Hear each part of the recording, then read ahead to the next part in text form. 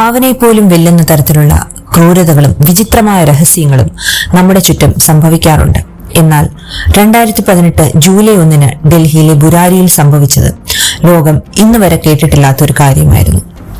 ഒരു വീട്ടിലെ 11 പേർ, 10 പേർ ഒരേ ഹാളിൽ ആൽമരത്തിന്റെ വിടുതുകൾ പോലെ തൂങ്ങി നിൽക്കുന്നു. ഒരാൾ മറ്റൊരു മുറിയിൽ. എന്താണ് അവിടെ സംഭവിച്ചത്? അതൊരു കൂട്ടക്കൊലയായിരുന്നു, അതോ ദൈവത്തെ കാണാൻ അവർ നടത്തിയ ഒരു യാത്രയായിരുന്നു? ഇതിന്റെ പിന്നിലെ ഞെട്ടിക്കുന്ന സത്യങ്ങൾ നമുക്ക് നോക്കാം.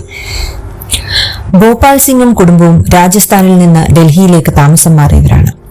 അവർ ബുരാരിയിൽ ഒരു പലചരക്ക് കടയിൽ പ്ലൈവുഡ് ബിസിനസ്സും നടത്തി വന്നു.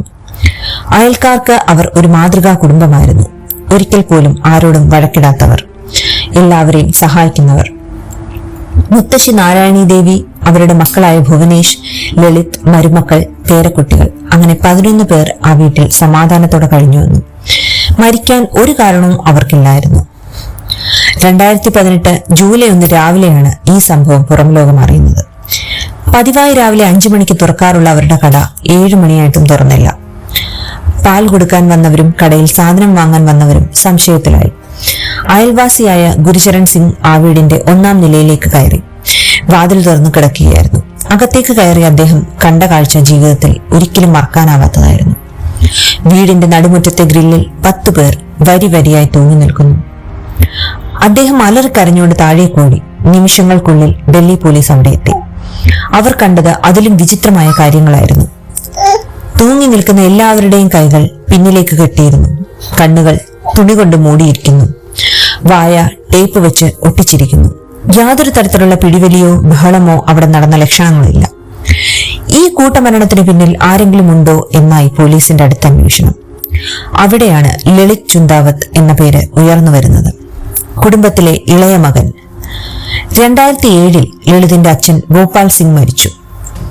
ആ മരണം ലളിതിനെ മാനസികമായി തളർത്തി.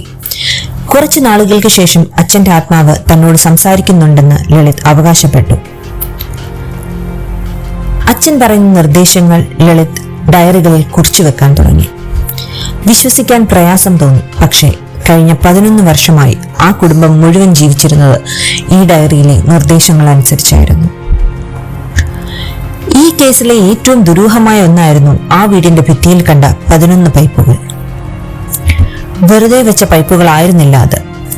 അതിൽ 7 പൈപ്പുകൾ വളഞ്ഞതും 4 നേരെയുള്ളതുമായിരുന്നു. കൃത്യം ആ വീട്ടിലെ 7 സ്ത്രീകൾക്കും 4 പുരുഷന്മാർക്കും തുല്യമായ എണ്ണം. ആത്മാക്കൾക്ക് പുറത്തേക്ക് പോകാനുള്ള വഴിയാണോ ഇത് എന്ന് പോലും അന്ന് ആളുകൾ സംശയിച്ചു. എന്നാൽ ഇതൊരു യാദൃച്ഛികത മാത്രമാണോ അതോ ആസൂത്രിതമായി ചെയ്തതാണോ എന്നത് ഇന്നൊരു നിഗൂഢതയാണ്. മരിക്കുന്നതിന് തലേദിവസം പോലും ആ കുടുംബത്തിൽ ഒരു ആഘോഷം നടന്നിരുന്നു. ലളിതിന്റെ സഹോദരി പുത്രി പ്രിയങ്കയുടെ വിവാഹ നിശ്ചയം കഴിഞ്ഞിട്ട് 2 ആഴ്ചയായിരുന്നുള്ളൂ. ആരും മരിക്കാൻ തയ്യാറെടുത്തിരുന്നില്ല. ഡയറിയിലെ അവസാനത്തെ കുറിപ്പ് വടതപസ്യയെക്കുറിച്ചായിരുന്നു. വടതപസ്യ, ആൽമരത്തിന്റെ വിടുതുകൾ തൂങ്ങിക്കിടക്കുന്നത് പോലെ തൂങ്ങി നിന്ന് ഒരു പൂജ ചെയ്യുക. പൂജയുടെ അവസാനം അച്ഛൻ പ്രത്യക്ഷപ്പെട്ട് എല്ലാവരെയും രക്ഷിക്കുമെന്നും അവർക്ക് വലിയൊരു ഭാവി ഉണ്ടാകുമെന്നാണ് ലളിത് എല്ലാവരെയും വിശ്വസിപ്പിച്ചത്. മരിക്കാനല്ല, മറിച്ച് തങ്ങളുടെ ജീവിതം മാറാൻ വേണ്ടിയാണ് ആ 11 പേരും ആ കടുങ്കൈ ചെയ്തത്. തൂങ്ങി നിൽക്കുന്നതിനിടയിൽ ആരെങ്കിലും കുതറിയാൽ അവരെ രക്ഷിക്കാൻ പോലും ആർക്കും കഴിയുമായിരുന്നില്ല. കാരണം എല്ലാവരുടെയും കൈകൾക്ക് അത്രയ്ക്ക് മുറുക്കി കെട്ടിയിരുന്നു. ബുരാരി കേസ് നമ്മളെ പഠിപ്പിക്കുന്നതൊന്നു മാത്രം: അന്ധവിശ്വാസവും മാനസികാരോഗ്യ പ്രശ്നങ്ങളും എത്രത്തോളം അപകടകരമാണ് എന്നത്. വിദ്യാസമ്പന്നരായ ഒരു കുടുംബം പോലും ഇത്തരമൊരു കെണിയിൽ വീണുപോയി. ലളിതിന് കൃത്യമായ ചികിത്സ നൽകിയിരുന്നെങ്കിൽ ഒരുപക്ഷെ ഇന്ന് ആ 11 പേരും നമുക്കിടയിൽ ഉണ്ടാകുമായിരുന്നു. ചുറ്റുമുള്ളവരുടെ പെരുമാറ്റത്തിൽ മാറ്റം കണ്ടാൽ അത് അവഗണിക്കരുത്. അത് അന്ധവിശ്വാസമാണെങ്കിലും മാനസിക പ്രശ്നമാണെങ്കിലും കൃത്യമായ സഹായം തേടുക. ഈ ഭീകരമായ സംഭവത്തെക്കുറിച്ച് നിങ്ങളുടെ അഭിപ്രായം എന്താണ്? കമന്റ് ബോക്സിൽ രേഖപ്പെടുത്തുക. വീഡിയോ ഇഷ്ടപ്പെട്ടെങ്കിൽ ലൈക്ക് ചെയ്യുക, ഷെയർ ചെയ്യുക.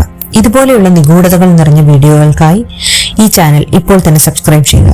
അടുത്ത വീഡിയോയിൽ കാണുന്നത് വരെ നന്ദി.